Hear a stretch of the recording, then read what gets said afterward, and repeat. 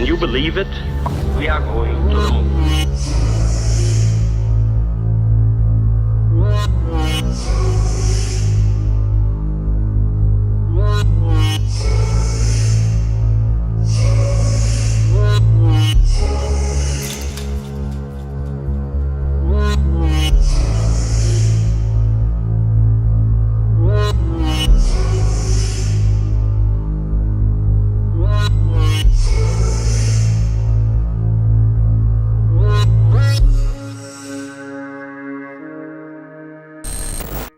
जुलाई 1969 को चंद्रमा पर पहली बार मानव के कदम पड़े और जब तक धरती पर इंसानों का वजूद रहेगा तब तक इस तारीख को याद रखा जाएगा जब इंसान ने चांद पर पहला कदम रखा था।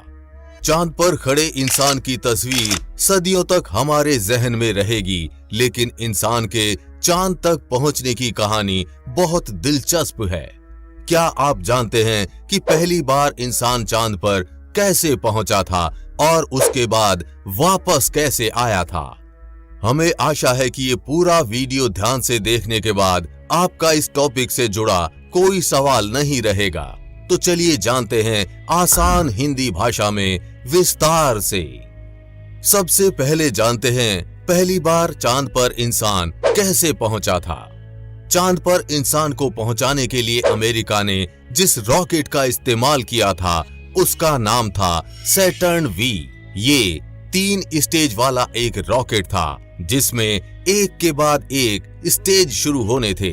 इस रॉकेट में कुल वजन 30 लाख किलो था। इस रॉकेट की ऊंचाई 336 फीट थी।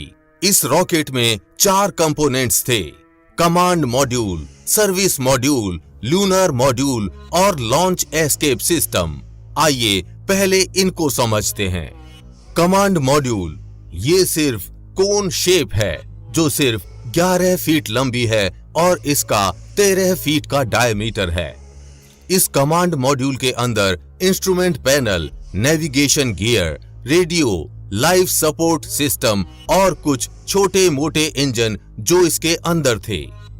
इसी के अंदर उस दिन तीनों astronaut Neil Armstrong, Edwin Buzz Aldrin और माइकल कॉलिंस बैठे थे।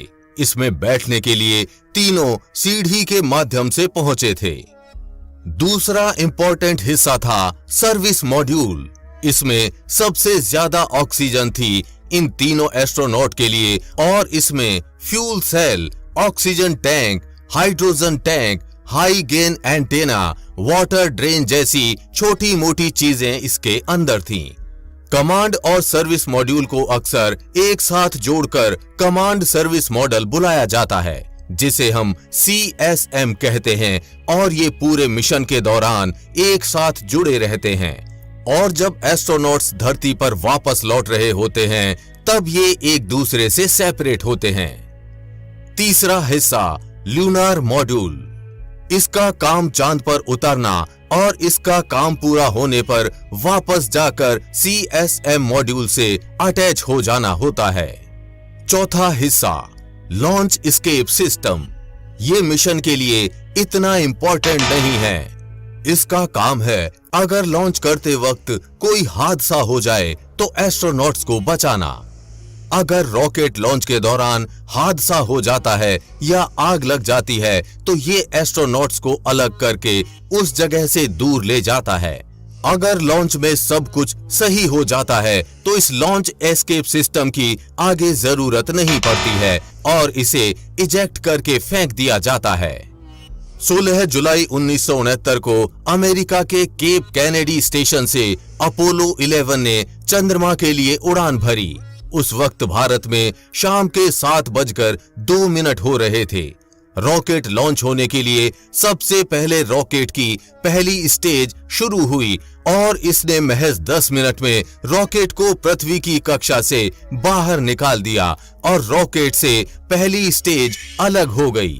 पहली स्टेज अलग होने के बाद दूसरी स्टेज शुरू हुई। इसका काम था पृथ्वी के चक्कर लगाने में सहायता करना।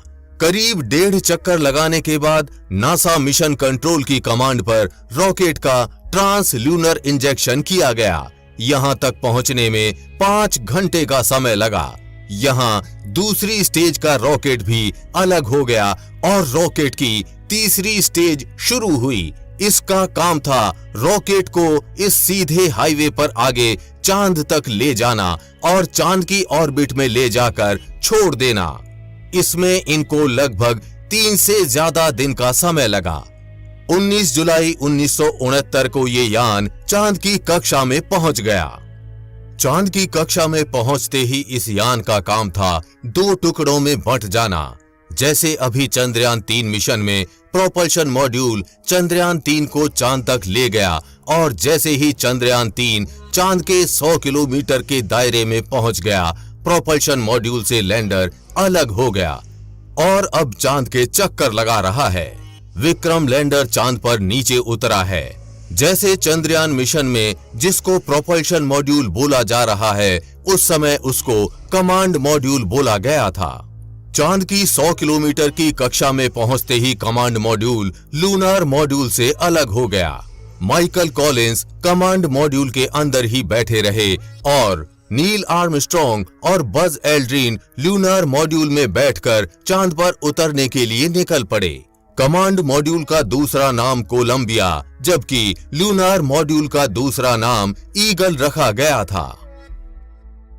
जैसे ही ल्यूनार मॉड्यूल चांद की सतह के 150 मीटर पास पहुंचा तो इंजन उनको ऐसी जगह उतार रहा था जहां बहुत बड़े बड़े पत्थर और गड्ढे थे। ऐसा देखकर नील आर्मस्ट्रॉन्ग ने विमान का कंट्रोल अपने हाथ में ले लिया और विमान को निश्चित स्थान से कुछ दूरी पर लैंड कराने का निश्चय किया और डिसेंट इंजन को स्टार्ट कर दिया, जिससे उसने अपने चारों पांव खोल लिए और धीरे धीरे डिसेंट इंजन 20 जुलाई 1969 रात को 1:47 पर चांद पर उतर गया। इसके बाद दोनों यात्रियों नील आर्मस्ट्रॉन्ग और एडविन एल्ड्रिन ने थोड़ा रेस्ट किया, खाना खाया, नित्य कार्य किए और फिर अपना स्पेस सूट पहना और चांद पर उतरने के लिए तैयार हो गए। भारतीय समय के अनुसार सुबह 8:26 पर नील आर्मस्ट्रॉन्ग यान ईगल से बाहर निकले। उन्होंने कहा कि मैं अब सीढ़ी से नीचे उतर रहा हूं और कुछ देर बाद फिर एक आवाज आती है,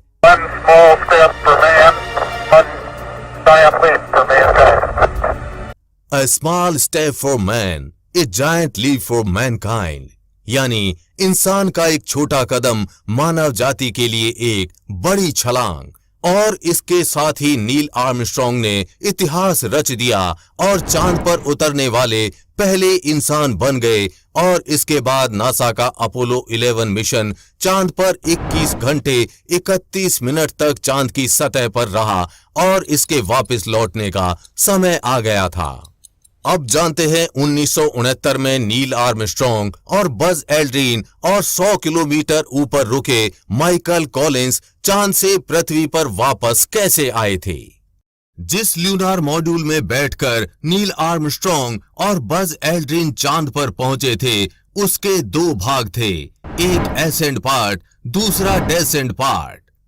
डेसेंड पार्ट को छोड़कर एसेंड पार्ट को 100 किलोमीटर की उस ऑर्बिट में जाना था जहां कमांड मॉड्यूल पहले से ही चक्कर काट रहा था। लेकिन इसमें समय एकदम करेक्ट होना बेहद आवश्यक था।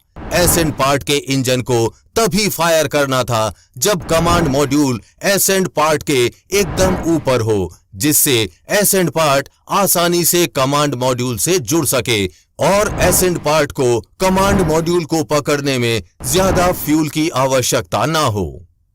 अपने प्रयोग पूरे करने के बाद अंतरिक्ष यात्री नील आर्मस्ट्रॉन्ग और बज एल्ड्रिन एलम में आ गए। अंतरिक्ष यात्रियों के एलम में प्रवेश करने के बाद नासा मिशन कंट्रोल की कमांड पर उन्होंने एलम के इंजन को स्टार्ट कर दिया, जिसके बाद एसेंड पार्ट डेसेंड पार्ट को नीचे छोड़ ऊपर बढ़ने लगा। क्योंकि अब डेसेंड पार्ट की कोई जरूरत नहीं थी, इसलिए उसको चांद पर ही छोड़ दिया गया। एसेंड इंजन को इस तरह से बनाया गया था कि वो वजन में काफी हल्का था और चांद के वातावरण से बाहर निकलने का ही थ्रस्ट पैदा कर सके। कमांड मॉड्यूल पहले से चांद के चक्कर लगा रहा था और जैसे ही एसेंड इंजन ऊपर आया, 2.5 चक्कर पूरे करने के बाद एसेंट इंजन कमांड मॉड्यूल से जुड़ गया। कमांड मॉड्यूल पर एक मैग्नेट सिस्टम लगा था जो एसेंट इंजन को पास आने पर अपनी ओर खींच ले, और ऐसा ही हुआ। दोनों के जुड़ने के बाद दोनों अंतरिक्ष यात्री नील आर्मस्ट्रॉन्ग और बज एल्ड्रिन कमांड मॉड्यूल में वापस आ गए, और दोनों के वापस आते ही कमांड मॉड्यूल का दरवाजा बंद कर लिया गया और अब एसेंट इंजन की कोई जरूरत नहीं थी। तो ये भी अब कमांड मॉड्यूल से अलग हो गया और चांद पर गिरकर क्रैश हो गया। चांद के चक्कर लगाते हुए कमांड मॉड्यूल पृथ्वी के रास्ते पर आ गया। इसमें उसको वापस से करीब 3 दिन का समय लगा, और जैसे ही पृथ्वी के वातावरण में पहुंचा, कमांड मॉड्यूल का आखिरी हिस्सा भी अलग हो गया और सर्विस मॉड्यूल पृथ्वी के गुरुत्वाकर्षण बल की वजह से तेजी से पृथ्वी की ओर बढ़ने लगा। इसको आग से बचाने के लिए इसके नीचे हीट शील्ड लगाई गई थी। जब वो 2 किलोमीटर की निश्चित ऊंचाई पर आ गया तो पैराशूट के माध्यम से प्रशांत महासागर में 24 जुलाई 1969 को सफल लैंडिंग कर ली। यहां पहले से नासा की टीम इनका इंतजार कर रही थी, जिसके बाद जहाजों के माध्यम से उनको नासा के सेंटर लाया गया। 24 जुलाई 1969 को भारतीय समय के अनुसार रात 10:20 पर कोलंबिया अमेरिका के जॉन्सटन द्वीप के पास प्रशांत महासागर में गिरा। वहां उसे एक अमेरिकी जहाज के हेलीकॉप्टर ने उठाया। इस डर से कि चंद्र यात्रियों के साथ कहीं कोई अज्ञात कीटाणु वगैरह ना आ गए हों, उन्हें 17 दिनों तक सबसे अलग थलग क्वारंटीन रखकर उनकी जांच परख की गई। इसके बाद ही वे देश दुनिया के सामने आ सके और अपने अनुभव सुना सके। इस तरह मानव को पृथ्वी के बाहर किसी अन्य जमीन पर ले जाने वाला ये महान अभियान समाप्त हुआ। तो हम उम्मीद करते हैं कि आपको ये जानकारी अच्छी लगी होगी। अगर जानकारी अच्छी लगी हो तो अपनी राय कमेंट में जरूर बताएं। इस वीडियो को अपने दोस्तों और रिश्तेदारों में शेयर कीजिए। आगे भी ऐसी इंफॉर्मेटिव वीडियोस आती रहेंगी, इसलिए अपडेटेड रहने के लिए चैनल को सब्सक्राइब करके बेल नोटिफिकेशन ऑन जरूर कर लें। वीडियो को लाइक और शेयर करना ना भूलें। जल्द ही मिलेंगे ऐसी ही इंफॉर्मेटिव वीडियोस के साथ। तब तक के लिए जय हिंद, जय भारत।